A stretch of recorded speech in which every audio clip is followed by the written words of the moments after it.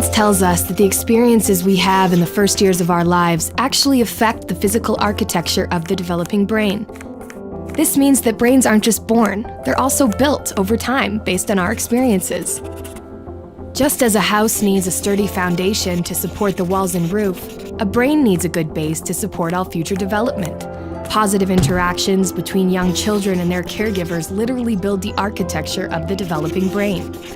Building a sturdy foundation in the earliest years provides a good base for a lifetime of good mental function and better overall health. So just how is a solid brain foundation built and maintained in a developing child? One way is through what brain experts call serve and return interactions. Imagine a tennis match between a caregiver and a child, but instead of hitting a ball back and forth across a net, various forms of communication pass between the two.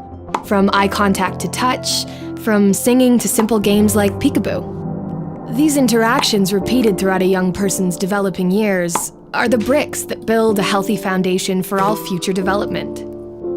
But another kind of childhood experience shapes brain development too, and that's stress.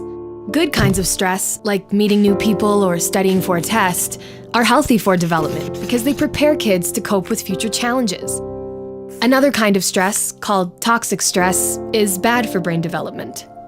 If a child is exposed to serious, ongoing hardships like abuse and neglect, and he has no other caregiver in his life to provide support, the basic structures of his developing brain may be damaged. Without a sturdy foundation to properly support future development, he is at risk for a lifetime of health problems, development issues, even addiction. It's possible to fix some of the damage of toxic stress later on, but it's easier, more effective, and less expensive to build solid brain architecture in the first place. One of the things that sturdy brain architecture supports is the development of basic emotional and social skills, an important group of skills which scientists call executive function and self-regulation can be thought of like air traffic control in the child's mental airspace. Think of a young child's brain as the control tower at a busy airport. All those planes landing and taking off and all of the support systems on the ground simultaneously demand the controller's attention to avoid a crash. It's the same with a young child learning to pay attention, plan ahead and remember, and follow lots of rules. Like all of us, kids have to react to things happening in the world around them, while also dealing with worries, temptations, and obligations on their minds.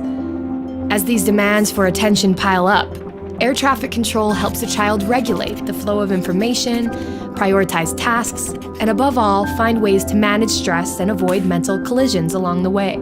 Having this ability is a necessity for positive and level mental health.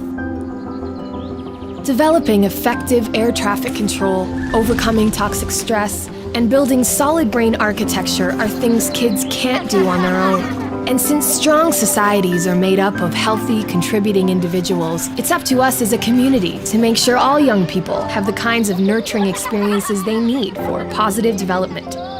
To build better futures, we need to build better brains.